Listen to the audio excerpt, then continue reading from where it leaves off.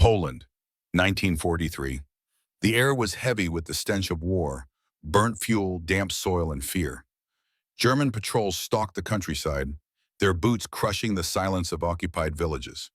In the shadows of this terror lived a man the Nazis would have called insane, a small-town craftsman named Kazimierz Leski, known locally not for weapons or war, but for his strange inventions. He wasn't a soldier, not a spy, just an engineer with an imagination too wild for wartime logic. Yet when the Gestapo began hunting the Polish resistance with ruthless precision, it was his crazy idea, a bomb made of wood, that turned the hunters into the hunted. What began as a desperate act of defiance would soon become one of the most brilliant deceptions of the entire war, a wooden miracle that saved countless lives and humiliated the German war machine. Before the war, Kazimierz Leski had been an engineer and aviator, the kind of man who could turn blueprints into flight. He loved machines not for destruction, but for what they represented: freedom, progress, the beauty of invention. But in 1939, when Germany invaded Poland, his world collapsed overnight. The laboratories turned into prisons. The skies he once flew in became hunting grounds for Messerschmitts. The genius who once designed planes for the future was now an enemy in his own country. Leski joined the underground, the Polish Home Army, where engineers and students became saboteurs and smugglers. Every night he watched the Gestapo trucks roll through Warsaw, carrying away neighbors, teachers, children. Every morning he walked past the burnt remains of buildings he used to know. To survive meant to disappear. To fight meant to outthink an empire built on fear. But as weeks turned into months, one thing became clear. The Germans were too strong to fight head-on. The resistance needed to become invisible, unpredictable. They needed to fight with ideas, not just weapons. One cold December night, during a secret meeting in a candlelit basement, a messenger brought terrible news. German engineers were using captured Polish factories to produce bombs disguised as crates of farm tools. They used Polish laborers to pack them, unaware of what they were building. One mistake, and hundreds of workers would die. The resistance needed to strike back. But how do you destroy a weapons depot guarded by soldiers, dogs, and tanks, when you have nothing but courage and scrap materials? Leski sat quietly in that meeting, his hands covered in oil and sawdust. He wasn't a man of speeches. He was a man of plans. And in that silence, an idea took shape. So absurd, so impossible that even he doubted his own mind. What if they didn't destroy the depot? What if they fooled it? What if the Germans could be made to carry their own death, thinking it was safe? He looked down at his workbench, at the scattered pieces of wood, nails, and gears. And then it struck him. What if a bomb could look harmless? What if it could look like a log of wood? At first, the others laughed. "A wooden bomb?" one of the partisans said. "You mean a toy?" But Leski wasn't joking. He explained that the Germans were using wooden dummy bombs in their factories, harmless replicas used for training. They were made of solid pine, carved to mimic real explosives. The idea was to switch the harmless dummies with real bombs disguised as dummies. The Germans would never know. They would store them, transport them, even load them onto planes. Until it was too late. It was insane. It was genius. It was suicide if it failed. Over the next weeks, Leski worked in secret, shaping wood under candlelight, mixing chemicals, testing fuses. The basement smelled of burnt resin and fear. He hollowed out the cores of wooden logs, packed them with stolen explosives, and sealed them so perfectly that even a trained eye couldn't tell the difference.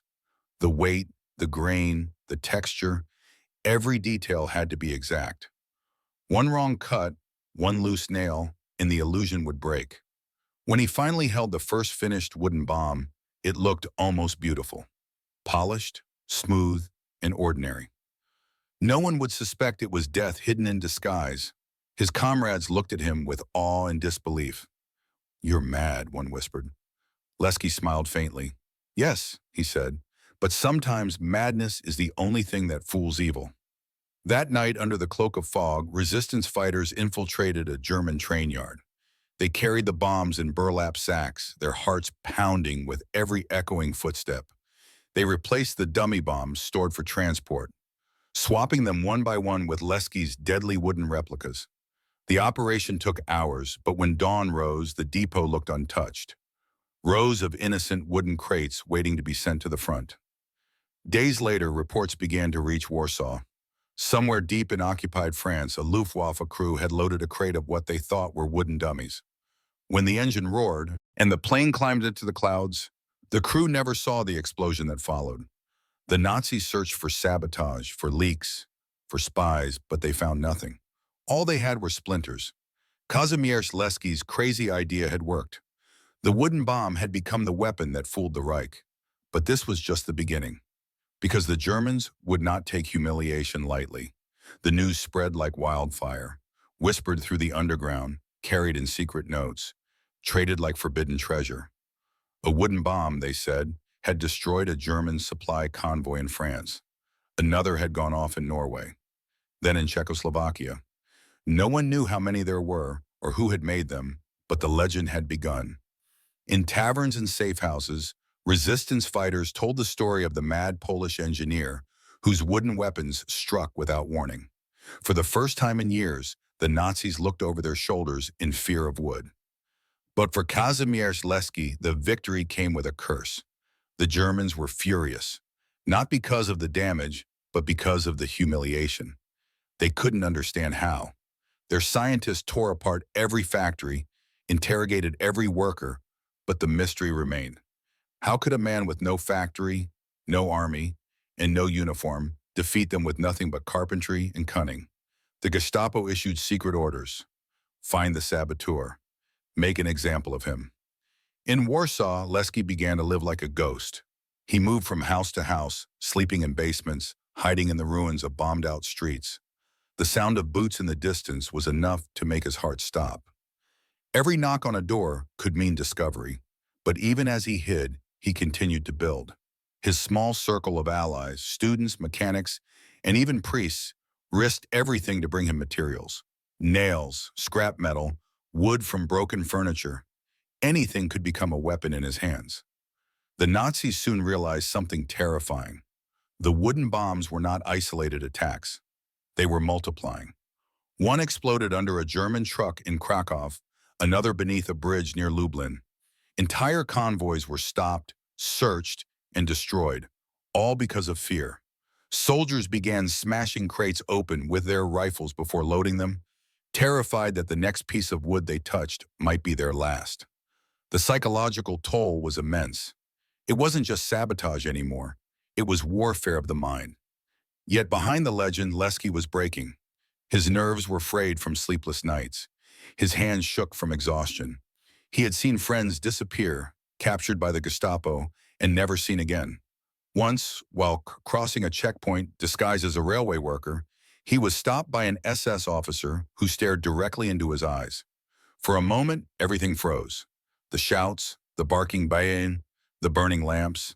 The officer asked for his papers, inspected them, then waved him through. Leski walked calmly until he turned the corner, then collapsed, trembling, his legs unable to move. He knew he had just looked death in the face and lied to it. Still, he couldn't stop. "If I stop," he wrote later in his hidden journal, "they win twice, first by fear and then by silence." So he built more bombs, but also something larger, an entire network of deception.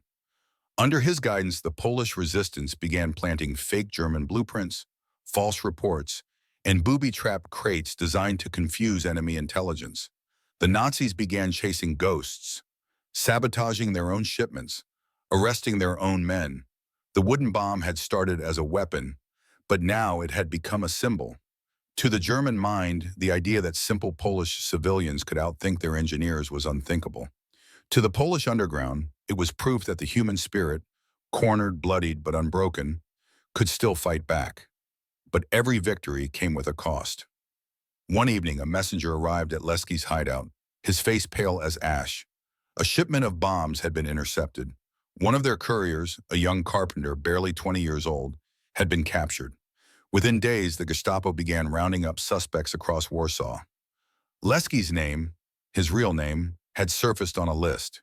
He had become a target. That night, he burned his papers, destroyed his notes, and vanished from the city he loved. To survive, he had to become someone else, a man without a name, a shadow in a war of ghosts. But the legend of the crazy Polish inventor only grew stronger. The Nazis wanted him dead. The resistance wanted his knowledge.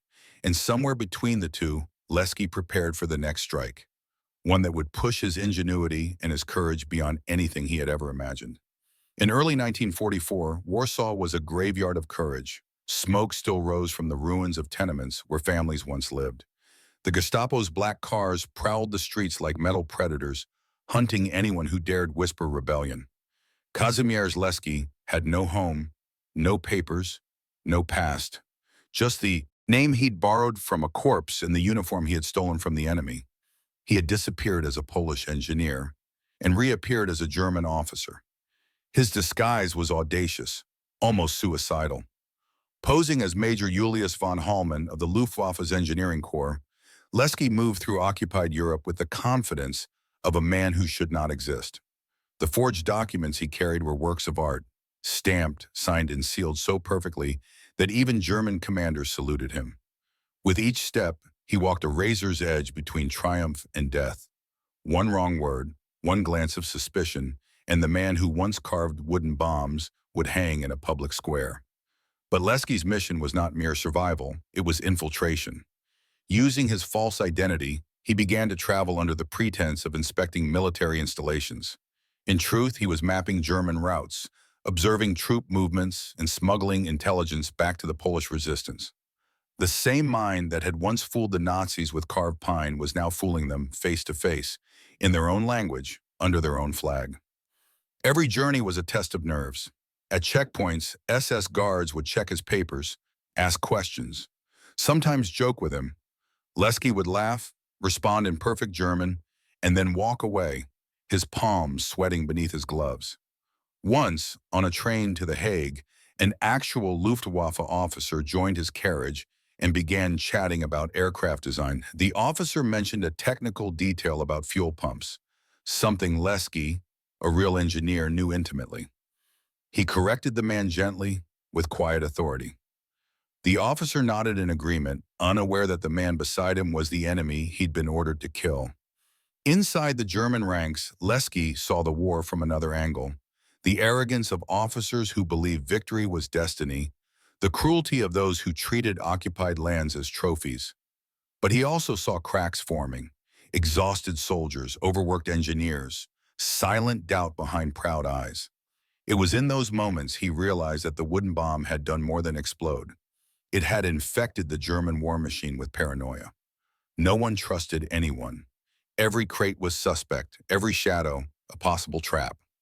Leski smuggled coded messages hidden inside blueprints, carried secret plans inside briefcases labeled Top Confidential. Sometimes he traveled alone through the snow, sometimes with couriers who didn't even know his real identity. In Paris, he met with members of the French resistance, exchanging intelligence that would later aid Allied bombing missions.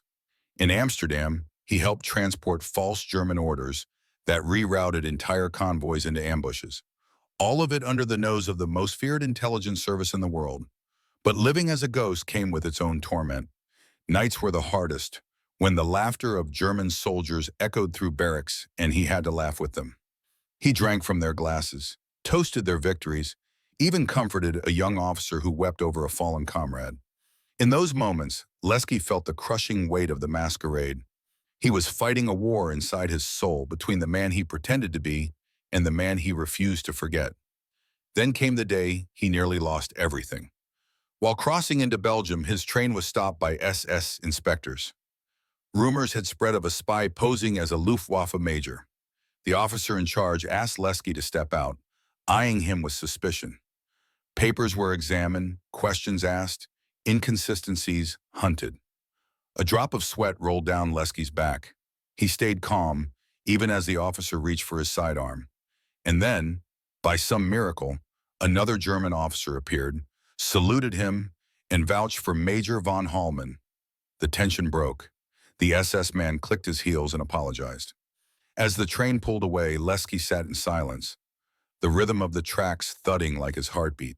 He realized how thin the line was between genius and death, between being remembered as a hero or forgotten as a ghost. In the coming months, he would return to Warsaw one final time to face the uprising, the collapse of his city, and the end of his disguise. But even before that, one truth had already taken root.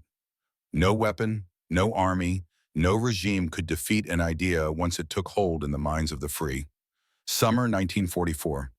Warsaw was a city waiting to explode. The Germans called it a conquered capital, but beneath its shattered walls beat the pulse of rebellion. Whispers moved faster than bullets. The home army is ready. The Soviets are coming. The city will rise again. For Kazimierz Leski, who had lived 100 lives in the shadows, it was time to return home. His false uniform, his forged papers, his secret missions, all roads led back to this. The moment his people would fight for their own streets, no matter the time. He arrived under the gray light of dawn. The city looked like a ghost. Buildings hollowed by bombings, windows like empty eyes. Yet in those ruins, he saw life. Resistance fighters gathered in basements, carrying homemade rifles and bottles of fuel. Children ran messages through sewers. The smell of smoke and gun oil mixed with the faint aroma of bread from hidden kitchens. Hope, fragile but burning, filled the air. Leski knew it was madness to fight an army with rifles made from pipes and bombs built in workshops. But he also knew that freedom had never come from logic. It came from defiance. When the uprising began on August 1st, the first shots echoed like thunder across the Vistula. Leski fought not as a spy, but as a commander, a leader of men who had nothing left to lose. His engineering mind became his weapon again. He built barricades out of trams and furniture, designed improvised grenades, turned burned-out cars into traps. "We don't have tanks," he told his men, "but we have fire, and fire can move mountains." For days, the Poles held their ground. They ambushed German patrols, captured supply trucks, and reclaimed neighborhoods street by street. The red and white flag of Poland rose from rooftops that had been silent for years. It was more than a symbol, it was a heartbeat. But the Germans struck back with fury. Luftwaffe planes screamed overhead, dropping bombs that turned entire blocks to dust. Artillery shells tore through schools and churches. The ground itself seemed to shudder with pain. Leski fought through the inferno, his face blackened with soot, his hands bleeding from shrapnel. He saw comrades die beside him, young men and women who refused to surrender even when surrounded. Once, during a raid, he found himself trapped in a burning building with wounded fighters. The heat was unbearable, the air thick with ash. He tore a hole through a wall with his bare hands, pulling each of them out one by one. When the last man stumbled into the street, gasping for breath, Leski collapsed against the rubble, coughing smoke but alive. "We're still here," he whispered. "As long as we breathe, Warsaw breathes." But even courage has limits. As the uprising dragged into its second month, the situation became hopeless. The Soviets halted their advance across the river, watching as the Germans crushed the rebellion. Supplies ran out, food disappeared. The wounded lay in cellars without medicine. Yet even then, no one spoke of surrender. Leski refused to abandon his post. He built hidden escape tunnels for civilians, forged safe passage documents, and coordinated the evacuation of trapped units. In one of his final missions, he led a group of fighters through the sewers, miles of darkness beneath a dying city. The stench was unbearable. The water rose to their chests. Above them, Officer shattered the streets. He guided them using only touch and memory, whispering directions through the echoes. Hours later, when they finally emerged into the ruins of another district, the sky was burning red. Behind them, the heart of Warsaw was gone. Leski looked back at the smoke rising from the city he had sworn to protect. For the first time, he allowed himself to cry, not for defeat, but for the sheer, unbearable beauty of what his people had dared to do. They had fought the impossible. They had lived free, even if only for a moment. When the uprising was crushed, he was captured with thousands of others and sent to a German labor camp. The wooden bomb maker, the spy, the ghost in uniform, now just another prisoner with a number. But even behind barbed wire, his spirit remained unbroken. He shared stories of the resistance with other captives, reminding them that the war was more than death. It was memory, invention, defiance. He survived the camp. He lived to see the war end, though not in victory for the Poland he dreamed of.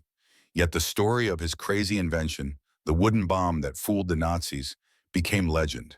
It spread through Europe, a whispered tale of how one man's imagination turned into a weapon stronger than fear.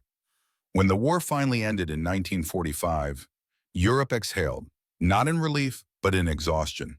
Cities lay in ashes, nations broken, and millions displaced. For Kazimierz Leski, liberation didn't feel like victory. He walked out of captivity a free man, but the world he returned to no longer recognized him. The Poland he had fought for was gone, swallowed by a new tyranny draped in a different flag.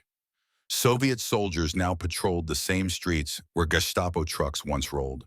The same feared armed wore a new uniform. Leski tried to rebuild his life. He had risked everything, his name, his freedom, his sanity, for a country that no longer existed as he had dreamed it. He went back to his true profession, engineering. But the communists who now ruled Poland did not trust heroes they hadn't created.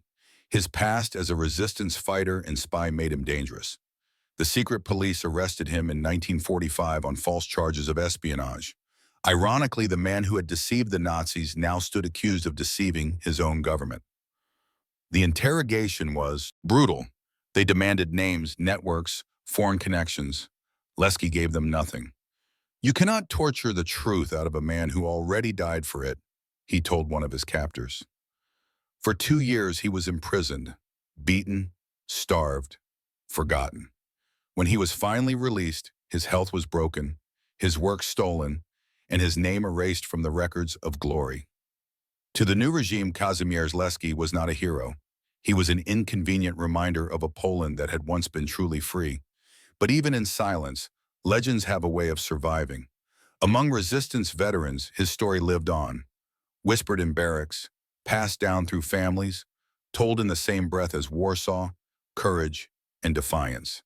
They called him the man who tricked the Reich with wood, the phantom engineer, the ghost of Warsaw. In secret circles, his wooden bombs became symbols of the Polish spirit, small, clever, and unstoppable. Years later, as the world began to remember its forgotten heroes, his name surfaced again. Old resistance archives revealed his missions, his forged identities, his impossible acts of sabotage. The truth slowly returned, piece by piece, the way light creeps through cracks in a boarded window. Historians wrote of his inventions, his undercover life, his bravery under torture. Young engineers read about his designs, realizing that innovation is not born from comfort, but from desperation, from the need to survive when survival seems impossible. When asked once in his later years why he did it, why he risked his life building bombs out of wood, Leski gave a quiet smile and said, "Because wood burns, but ideas don't." That sentence became his legacy. Kazimierz Leski died in 2000, in the same city he once saved with nothing but courage, wood, and genius. No parades marched in his name, no monuments bore his face. But for those who knew his story, he remained something greater than a hero. He was proof that even in the darkest age, the human mind could turn imagination into resistance. In the end, Leski's life was not about bombs or sabotage. It was about the eternal war between oppression and creation, between those who destroy and those who dare to invent even as the world burns. His wooden bombs were more than weapons. They were messages carved in pine and defiance. You cannot occupy the human spirit. And maybe that's the real miracle of his story. That one crazy Polish inventor, armed with nothing but tools, courage, and imagination, outsmarted one of the most powerful empires in history. His victory wasn't just in explosions or sabotage. It was in showing the world that genius, like freedom, is something no tyranny can ever destroy.